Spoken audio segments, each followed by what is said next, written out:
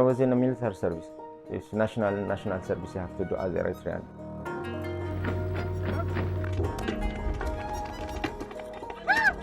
When you turn 18, you have to do service, national service. Normally, when you're like high school, you finish, you go to military camp.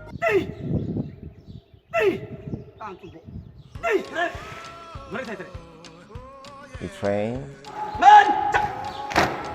and then you serve. It could be in the front, it could be in the city, anywhere, you know. It depends. I think it's luck. So it could be anywhere. Yeah, so yeah. So how did you start cutting hair? Oh, it's like as anyone like in the neighborhood. You know, someone cut your hair, you cut someone else's hair, your family, your friends, you know, and then you go in the army, it's normal to cut people. It's like, you know, there's nothing special in the army, you just cut the hair, make it clean, you know. So you have a lot of opportunities to practice. It's for free as well. Yeah, so yeah, that's how I started cutting hair, yeah. To be honest, you know, like when you go through a lot of difficulty as growing up in Africa, it's a lot of challenge, as you know, yeah. Yeah. When you come to Europe, it's a different challenge. You know, the weather, the finance, because you won't be able to work at the beginning until they grant you to stay or whatever. That is the toughest time because you don't know nobody, you don't have enough money. It's like you have money, but it's not enough. So that's difficult. And then you miss your family, you know. My son was like born that time, so I don't know what happened. You know, like he's just worried about these things. I'm a soldier, you understand? You know, it's like you was there without your family, you know, you learn to adapt. And like, even though like, you know, you miss them and stuff, but I don't live my life out of realistic. If I'm with you, I'm with you. I deal with you. I don't deal with someone that is not around me. I'm not going to say I'm not human. Yes, of course, I will miss my son, my wife, whatever. But all I can do is what I can do for them. It is what it is. And then you have to take it. Because it's not going to help. Thinking, oh, it was hard, whatever, it's not going to help. Just accept and wait for the moment. The moment will come. It could be months, 2 months, 6 months, whatever the universe or the creator allow it to be, it will come. Nothing happened before its time. But why suffer?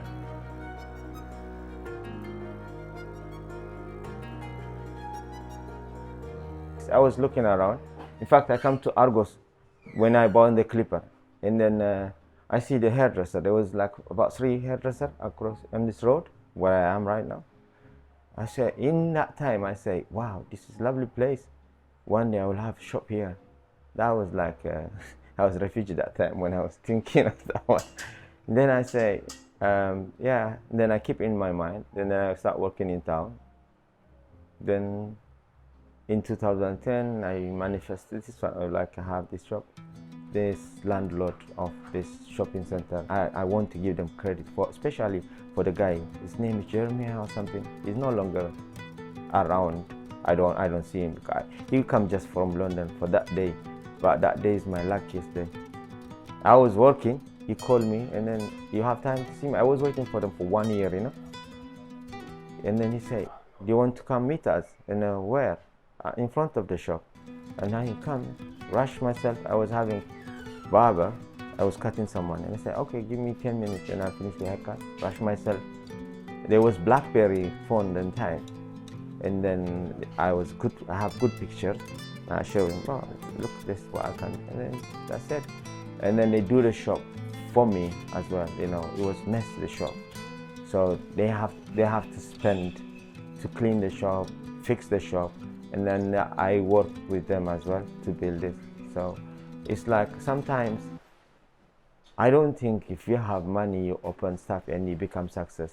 I think you need to have the mind behind your money. If you don't have the mind behind the vision, what you want, how you want it, when you want it, you won't get it. Even if you get it, you force yourself to open, it won't go as well, because they will have to drive your, because it's like it's not matter over mind over matter. So if your mind is pure and the vision is pure, you could manifest it. But if you just have the resources, which is the matter, and they don't have mind behind it, you will bring someone to run it for you, and that someone is not going to run it the same way like you.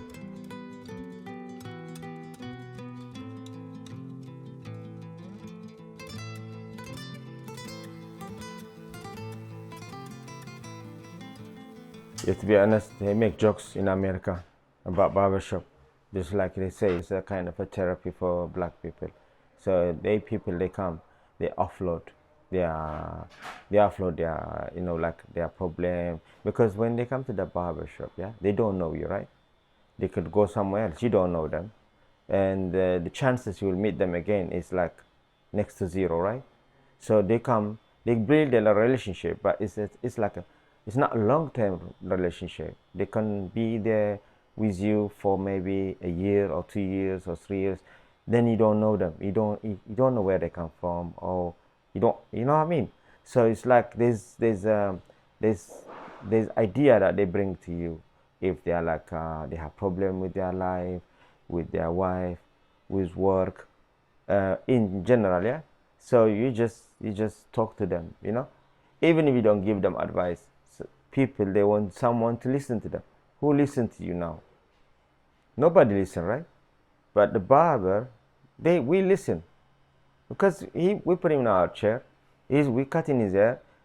What choice do we have? He's gonna talk, we're gonna listen. Does that make sense? Then you interact, right? So, but if you like, the barber is conscious. Not all of us, we are conscious, like, we know what's what, yeah. But they are barbers, they are like, they're mature.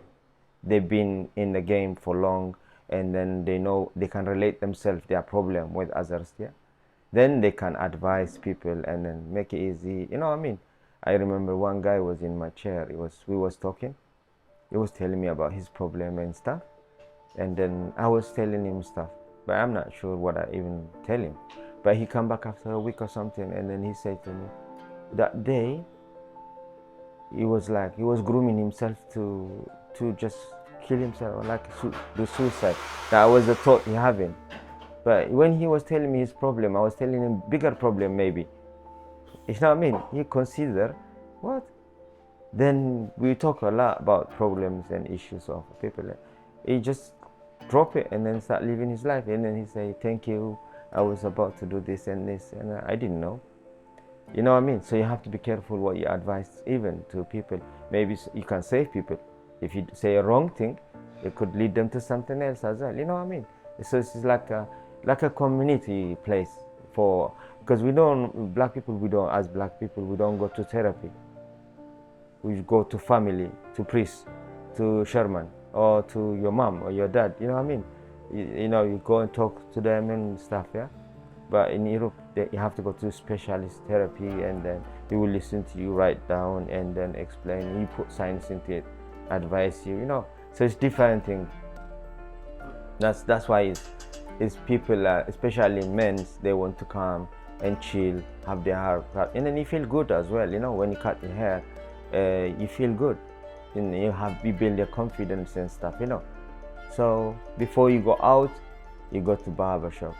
Before you go to funeral, you come to the barbershop. You go to wedding, you come to the barbershop. So even regardless what clothes you buy, you have to see the barber last, innit?